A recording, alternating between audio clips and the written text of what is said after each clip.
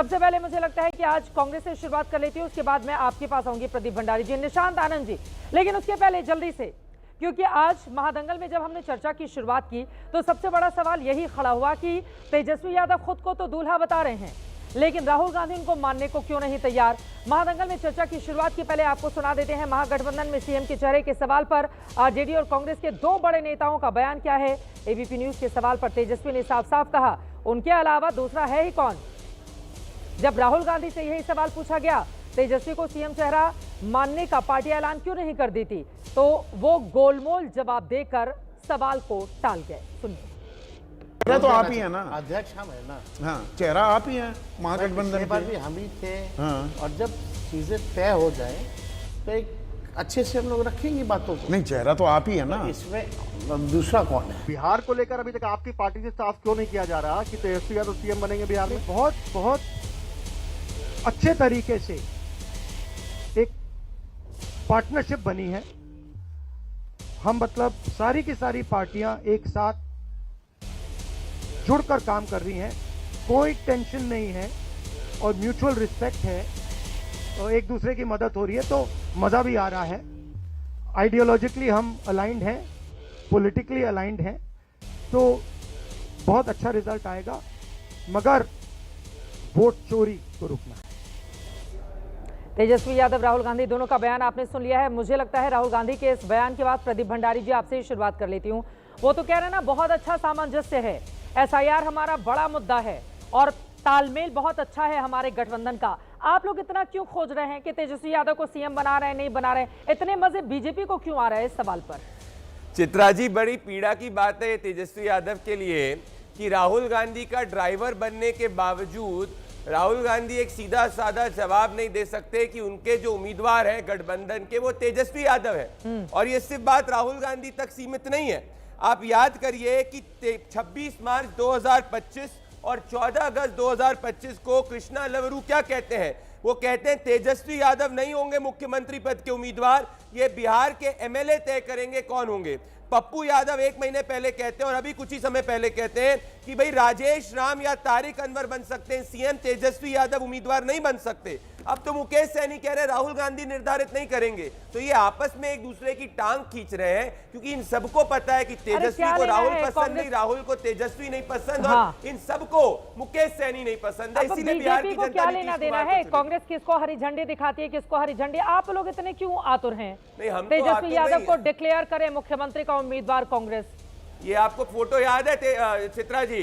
ये फोटो थी 2019 चुनाव के पहले की, जब इनने कहा था कि हमसे जो टकराएगा चूर चूर हो जाएगा। लोकसभा के अंदर इन सब ने एक दूसरे के हाथ मिलाए और उसके बाद जाकर गठबंधन को जो है वाइप आउट होना पड़ा। तो हमें कोई दिक्कत नहीं, बिहार की जनता की बात कर रहे हैं जब हम ग्राउंड पे ट्रैवल कर रहे हैं। एक चीज बताइए चित्रा जी, आप लोगों ने एक सर्वे किया था, जैसे ही तेजस्वी यादव ने राहुल गांधी का हाथ थामा था, उनकी जो पॉपुलैरिटी इंडेक्स जो है वो घट के 40% से 30% पे आ गया है। तो हमें कोई दिक्कत नहीं, बिहार की जनता कह रही ना दोनों परिवारवादी को चुनेंगे, पर बता तो दो कौन लड़ रहा है वोट बैंक के लिए। बताइए निशांत आनंद जी, अब इतनी दिक्कत क्या हो गई कांग्रेस पार्टी को? तेजस्वी यादव को लेकर गाड़ी में उनको ड्राइविंग सीट पर आप बिठाएंगे भी, उनसे भाषण भी शानदार दिलवाएंगे कांग्रेस के अलग अलग कार्यक्रमों में, और अब जब मुख्यमंत्री को लेकर सवाल पूछा जा रहा है तो फिर इतना गोलमोल जवाब। तेजस्वी से क्या दिक्कत हो गई है कांग्रेस पार्टी को?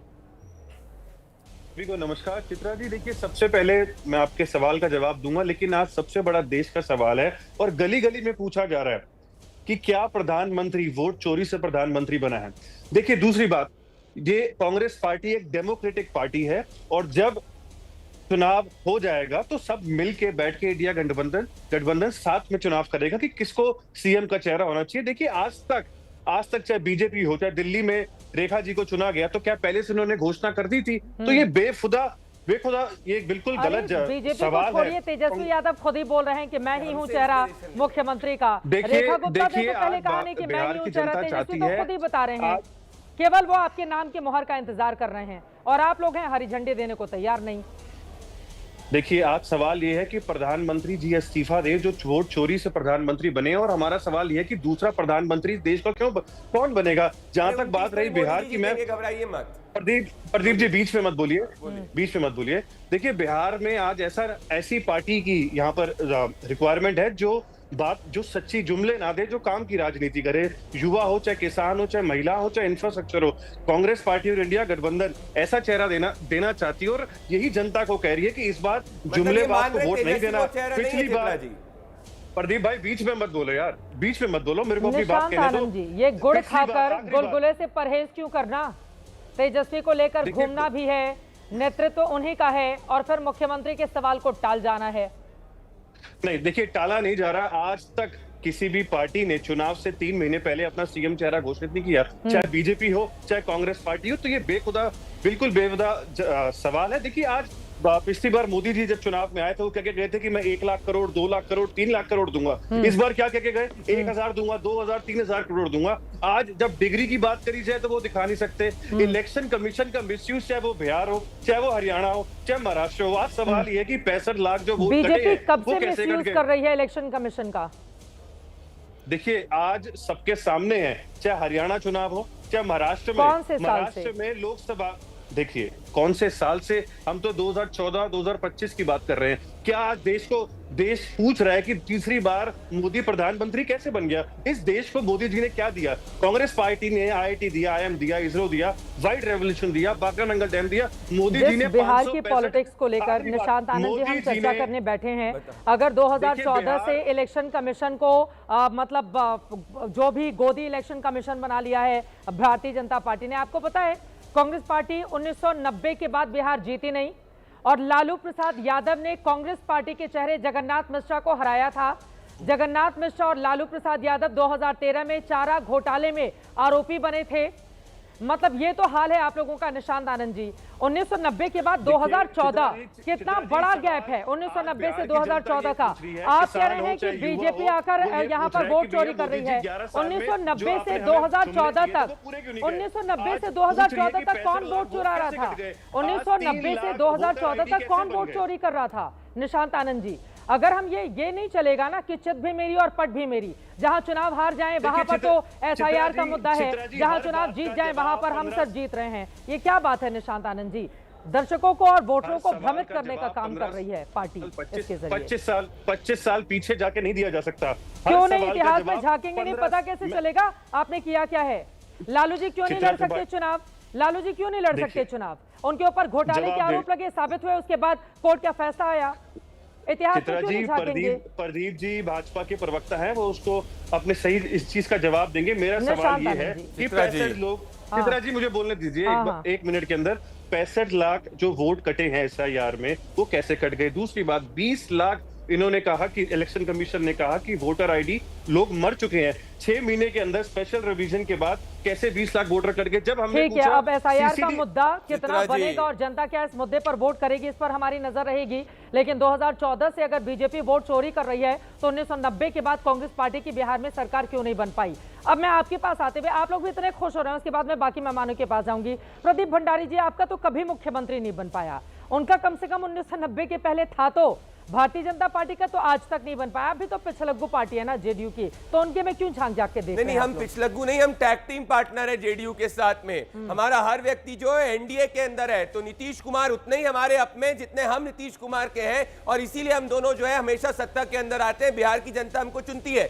ये बिहार विरोधी घुसपैठिया प्रेमी कांग्रेस नहीं समझेगी। आज राहुल गांधी के, अब बीच में बोलने मत शुरू करो, अरे बंद करो। देखिए चित्रा जी, अभी मैं इनको नहीं इंटरप्ट कर रहा था, बीच कर रहे थे, तो राहुल गांधी को बोल दो रिजाइन कर दे। राहुल गांधी जैसे चोर को बोलो रिजाइन कर दे। राहुल गांधी जैसे चोर को बोलो कि अमेठी से रिजाइन कर दे। प्रियंका वाड्रा जैसी चोरी को बोलो कि रिजाइन कर दे।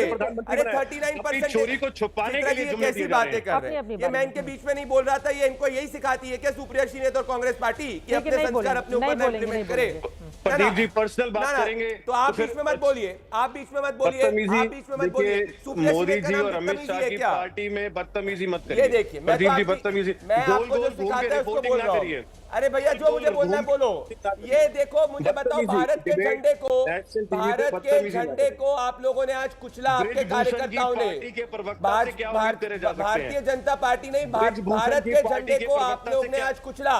क्या राहुल गांधी और प्रियंका वाड्रा ने इस पे बोला? नहीं बोला, क्योंकि आप घुसपैठिया प्रेमी हो। जरा ये तो बताओ, 39% से वोट 41% कैसे बढ़ गया 1989 के बाद में, अगर वोट चोरी हुई है? और ऐसा है तो जरा प्रियंका वाड्रा को बोलो वायनाड की सीट छोड़े। बोलो, गली गली में शोर शोर है, राहुल भ्रष्टाचारी है, गली गली में शोर है, देश पूछ रहा है राहुल गांधी चोर है, वोट चोरी से बना आज गली गली में शोर है, राहुल प्रियंका चोर है।